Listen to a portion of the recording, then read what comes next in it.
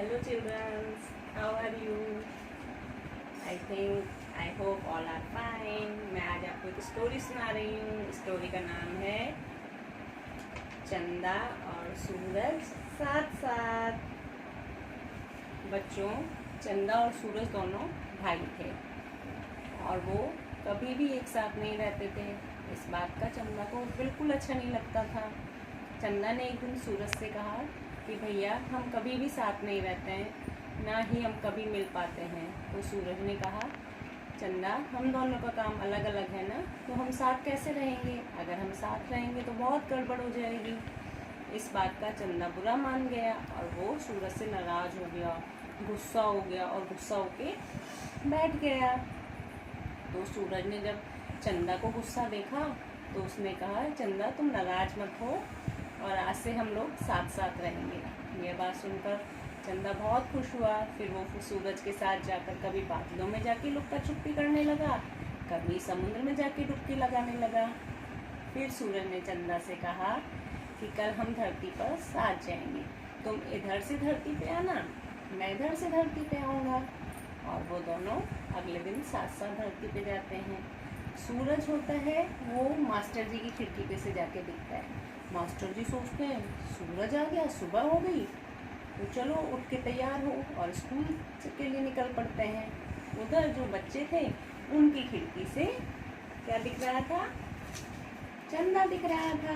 तो बच्चों ने सोचा चंदा है तो अभी तो रात हो रही है, वो सोते रहे। उन बच्चों की खूब डांट पड़ी और उन्होंने सूरज और चंदा ने सोचा, अरे ये कैसी गड़बड़ हो गई, ये कैसी गड़बड़ हो गई। तो उन्होंने सोचा कि कल हम ऐसा करेंगे, जब हम कल धरती पे जाएंगे तो हम दोनों एक ही घर पे जाएंगे और एक घर पे जाके एक साथ दिखेंगे। तो उन्होंने कहा ठीक है। अगले दिन वो फिर धरती पे जाते हैं। वहाँ जाके पहले जो सूरज होता है वो दादी की खिड़की से दिखता है। दादी देखती है, अरे सूरज आ गया। वो उठती है, नहाती है, धोती है, तैयार होती है और फिर पूजा पाठ करने लग जाती है। उधर मम्मी की खिड़की से चंदा दिख रहा था। मम्मी ने सोचा रात है, मम्मा रात समझ के सोती रही। थोड़ी देर बाद जब दादी पूजा करके आती है तो मम्मी को सोता हुआ देख के बहुत गुस्सा करती है। सूरज और चंदा सोचते हैं, अरे फिर से गड़बड़ हो गई, तो अब क्या करें? तो सूरज उससे बोलता है, कल जब हम धरती पे जाएंगे तो मैं पहले जाऊंगा और तुम मेरे पीछे पीछे आना। तो चंदा कहता है ठीक है। सूरज ने अगले दिन ऐसा ही किया। पहले वो धरती पे जाता है, हलवाई देखता है सूरज आ गया, तो सूरज को आता हुआ देख के जल्दी से उठकर तैयार होकर अपनी दुकान के लिए चल पड़ा। दुकान पर जाकर वो मिठाई बनाने लगता है। थोड़ी देर बाद चंदा भी उसके पीछे पीछे आ जाता है। हलवाई देखता है, अरे रात हो गई, वहीं वो मिठाई बनाता बनाता सो जाता है। दुकान पे तो देखती है हलवाई मिठाई बनाते बनाते सो गया।